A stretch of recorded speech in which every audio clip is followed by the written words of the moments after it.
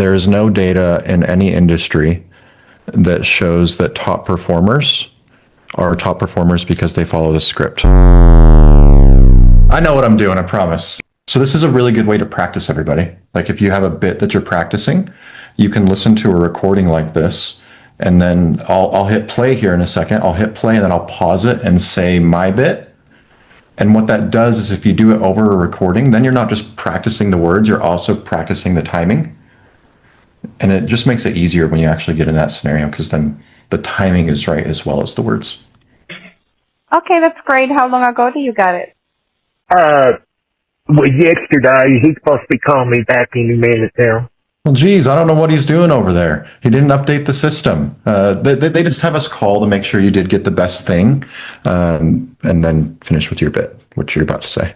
Okay, no worries. Now, while I have you on the phone, would it be reasonable to offer you one more quote just to be sure you were offered the best policy available?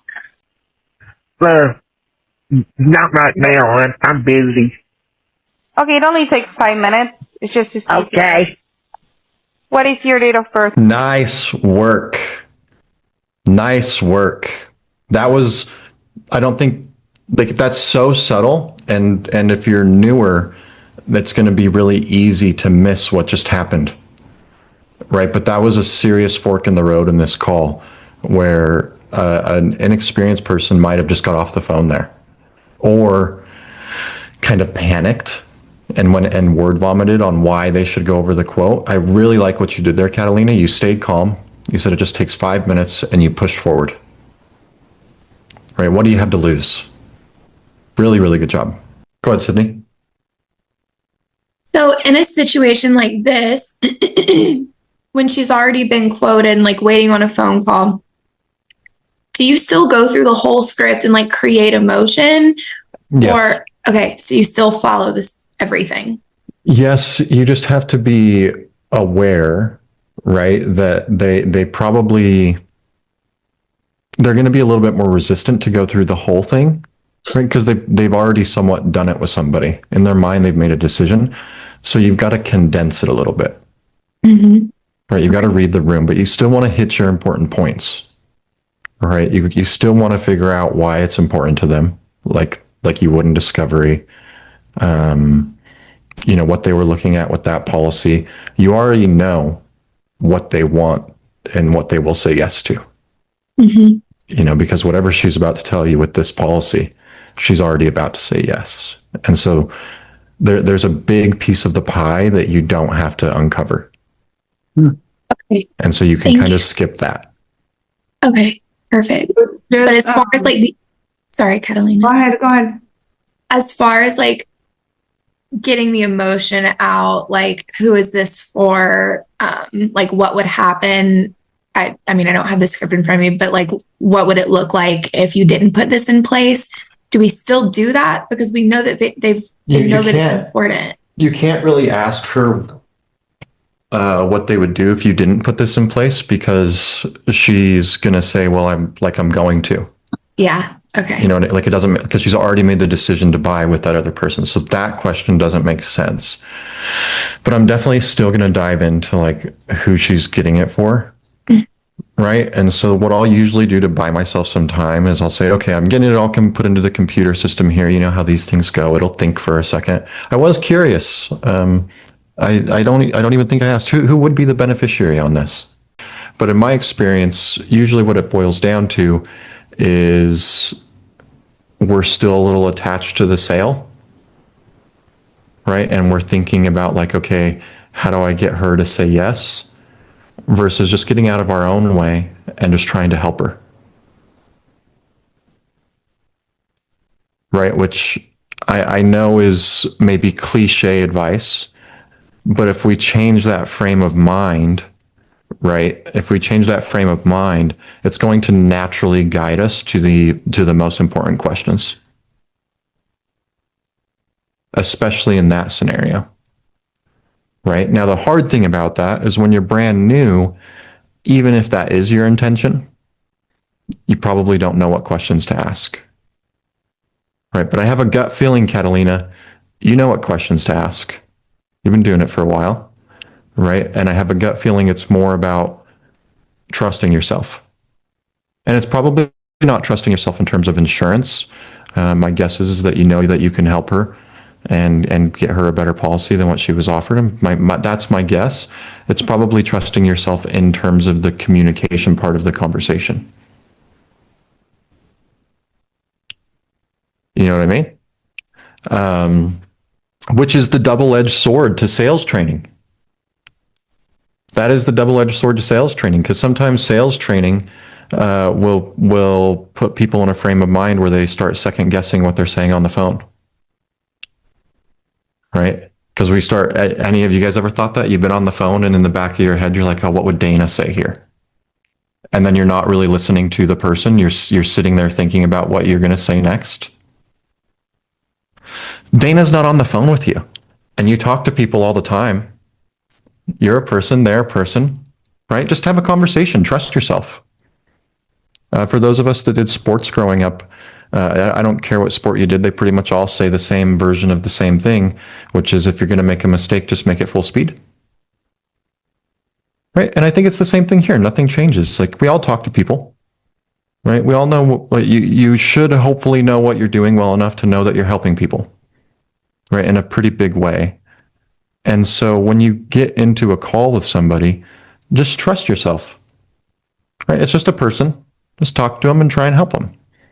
And then when we're training, we obviously want to train and get better to be better communicators, but you have to trust that you know enough on the phone to just let go of the training for a minute, right? And to just do what you know how to do,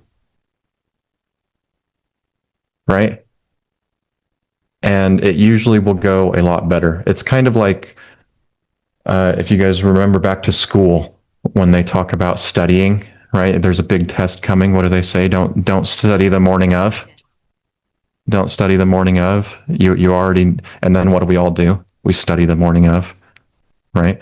Now the reason they say not to, does anybody know why they say don't study the morning of?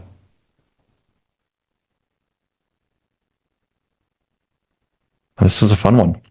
And so it's not that I mean, you'll retain you're not going to retain the info long term, obviously, but you retain it long enough to get it on the test, right? It's pretty obvious, like, studying the morning of and getting a little bit last pieces of information is not going to hurt you, right?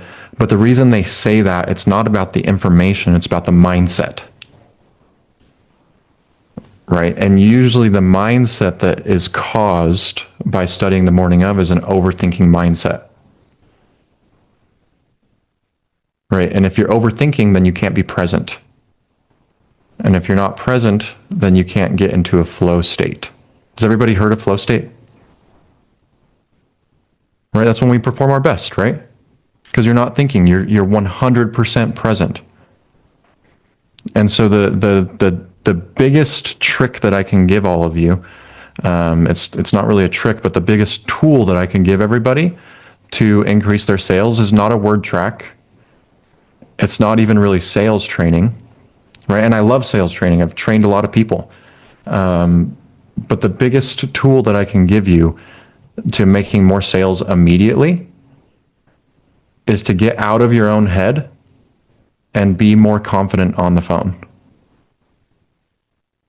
Who here has heard especially in insurance, heard somebody on the phones that you just listen to their calls and you're like, oh my goodness, that person, like, I'm way better at sales than that person. Like, they are not good on the phones, but they have crazy numbers and they're making a ton of money. It happens, right?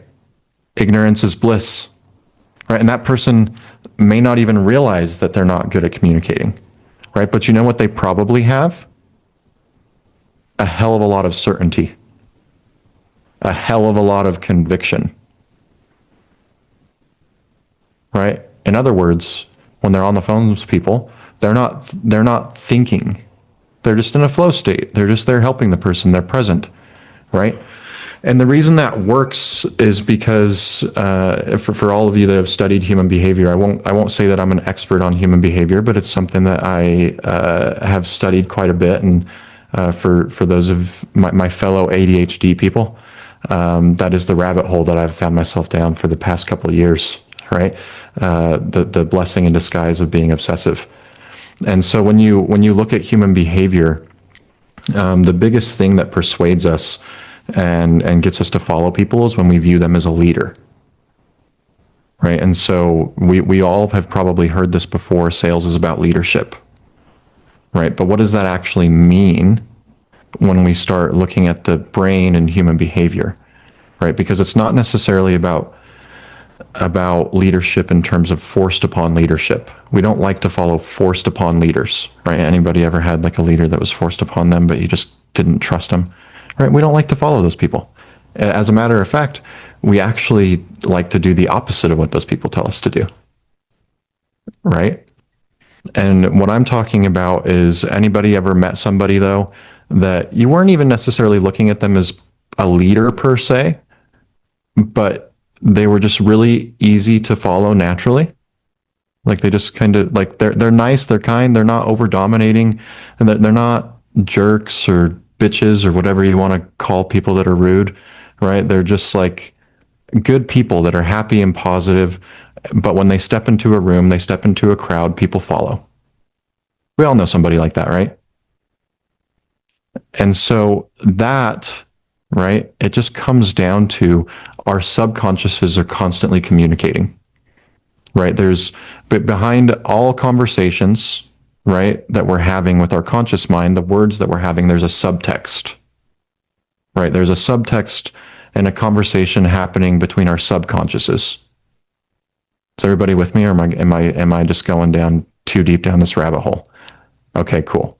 So interesting. Yeah, keep going. And so our subconsciouses are constantly picking up on little cues, right? So like, if you've ever met somebody and talked to somebody that like looked really professional, everything, like the conversation was really good, but then you walked away and you had this like weird gut feeling, right? That's because you're picking up subliminal cues from their subconscious. And that's why being in tune with yourself and being present is so important when it comes to sales and being on the phone, right? Because you might be following the script, and you might be pretty damn good at following this script, right? But if there's little things that are missing in the back of your head, right, that you're faking or you're trying to hide, you can only hide those so much, right? You may not be saying the words to those people, but their subconscious is going to pick up on it. And then they give you objections that you can't really explain, right? But they're just objections where they can't even really explain it either, right? Sometimes they're just talking to you and it's like everything makes sense, but there's something just off, right? And for you, for us in our lives, the thing that might be off might just be that I didn't make my bed this morning and my room is really messy. I didn't do my laundry, right? I know I'm behind. It has nothing to do with insurance, right? But that person doesn't know that. And so all they're getting is a gut feeling of, this person isn't who they say they are. There's something off here. And then because they have that gut feeling, they say no. Right? And it's just because they're waiting for the other shoe to drop. They're like, I don't know what's off, but something's off. Yeah, BRB, going to make my bed. Right? Now, I think the most important thing when we talk about stuff like this is, it's cool to be aware of it, but how do we fix it? How do we solve it? Right? Sometimes that's the hardest part. And we're all a little bit different in how we solve it, but I think this is probably going to be the most important thing that we talk about today, right? Because it's cool to talk about that stuff, but I'm guessing you've all heard stuff like that before, right?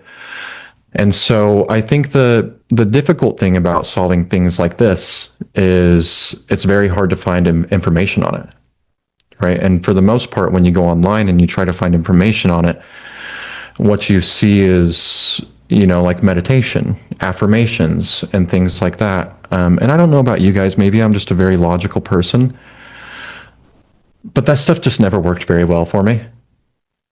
I mean, it worked. I'm not saying it was pointless. but affirmations just never really helped me that much. They almost made it worse because I just knew I was lying to myself. And anybody else ever felt that way doing some of that stuff? Like I do it, I'm down with it. I can get, I get it. But sometimes I just feel a little cheesed out, you know? My mom was a little bit of a hippie growing up, but I still struggle to get into the hippie stuff. No, I'm just kidding. But this is one of the things that the easiest way to fix it, and this is really how you fix anything, is your brain is constantly looking for proof, right? So whoever you say you are, right? However you view your own identity and who you view you are, your brain is constantly looking for proof. Now, if you have the proof, if your brain sees the proof that you are who you say you are, then you're going to be very confident and you're going to feel very aligned and you're going to feel very present in most of your life. Right? But if we don't have the proof for who we think we are, or maybe we just know that we could do a little bit better. I think we probably have all been there, even though none of us want to admit it. Right? Where we know our brain has the proof, and it's not the proof that we want our brain to have. And so if we backtrack, right, we all we need to do is give our brain the proof that we don't even have to be who we say we are. We just have to give our brain the proof that we're becoming who we say we are, that we're becoming who we want to be. Everybody with me? And so how do I do that? Right? I have broken this down. I'm a very simple person. I like to keep everything very, very simple. If it's not simple, I won't do it. You guys can ask Whitney. If it's not simple, I'm not doing it. Right? It's got to be simple. It's got to be easy to follow. And so I like to call this just creating your high performance character. Right? And it's probably an exercise that all of you guys have seen before, but I think it's pretty invaluable. And really all it is just thinking about who the best version of you is, and everybody's going to have their own version, and then backtrack from there. What's the best version of me? What do they look like? Right? What characteristics does that best version of me have? I take that and I work backwards. Okay. That's the characteristics that version of me has. What habits does that version of me have that's building those characteristics?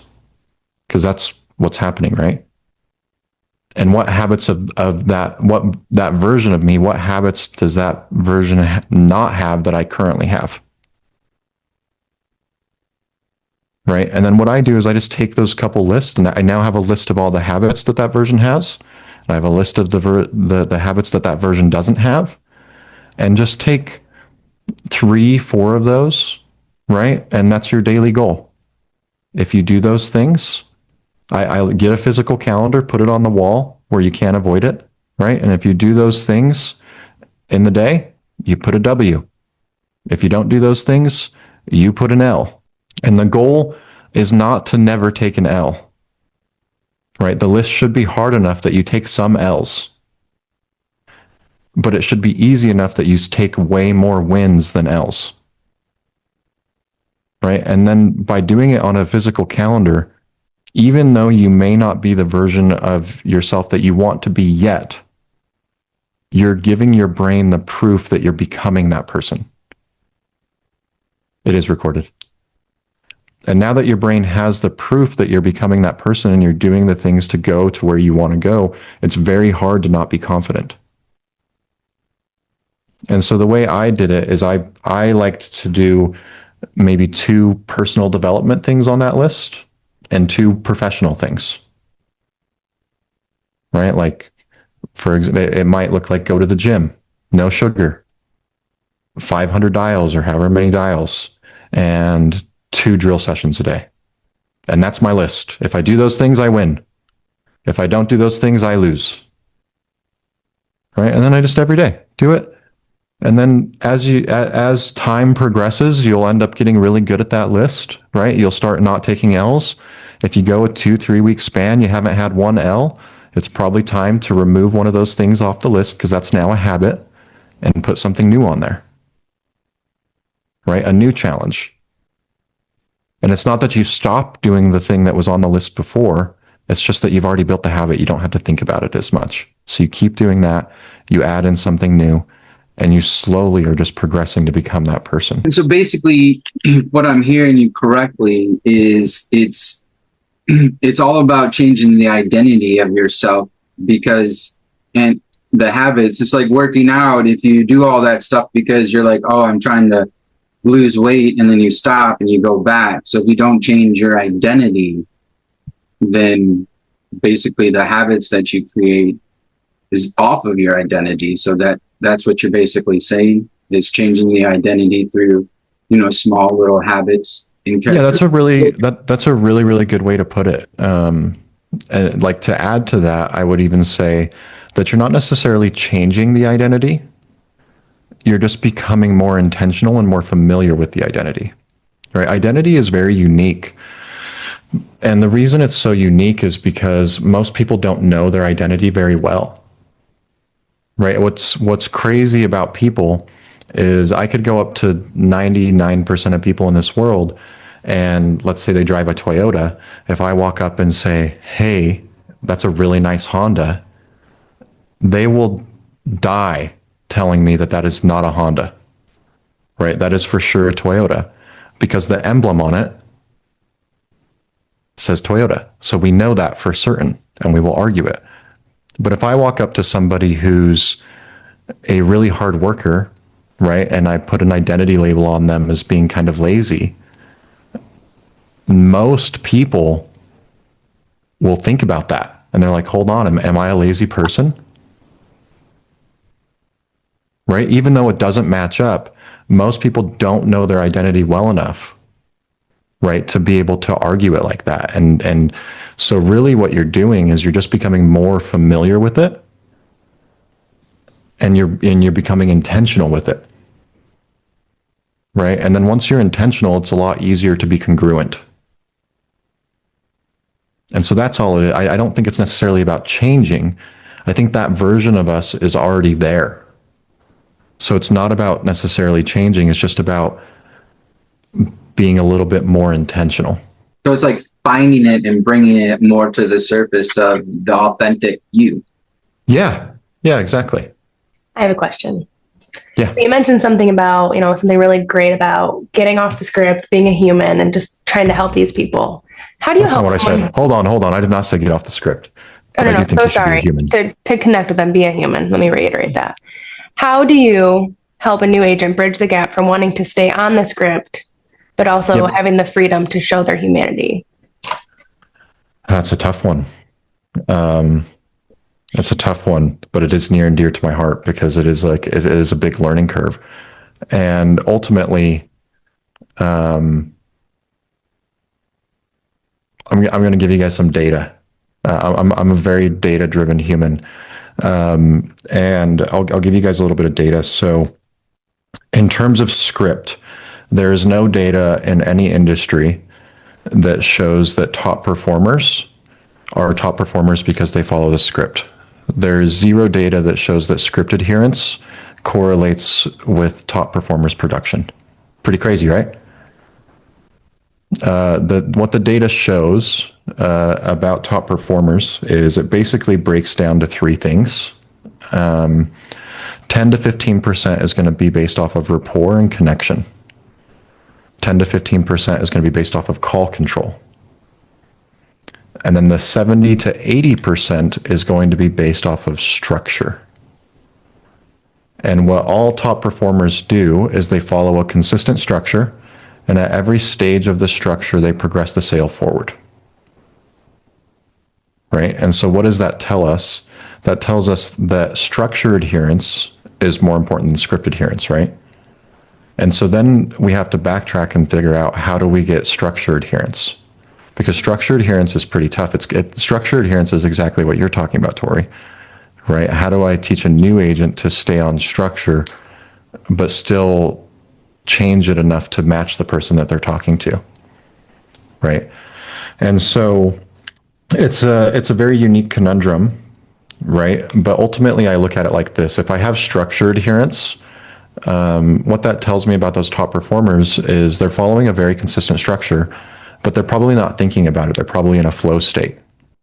right? And so basically what that means is I have to get a new agent to a place where they know the structure so well that even when they're not thinking, they end up following it.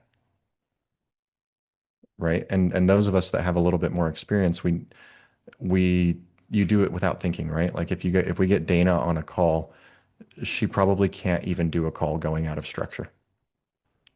Right? Like it would go against her being because it's so deeply ingrained. And so the way I think about it is basically we have to get that structure into our subconscious.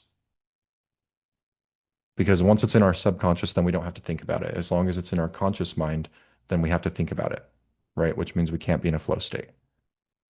And so the subconscious, how do I download something into my subconscious? Well, the subconscious is just like an AI.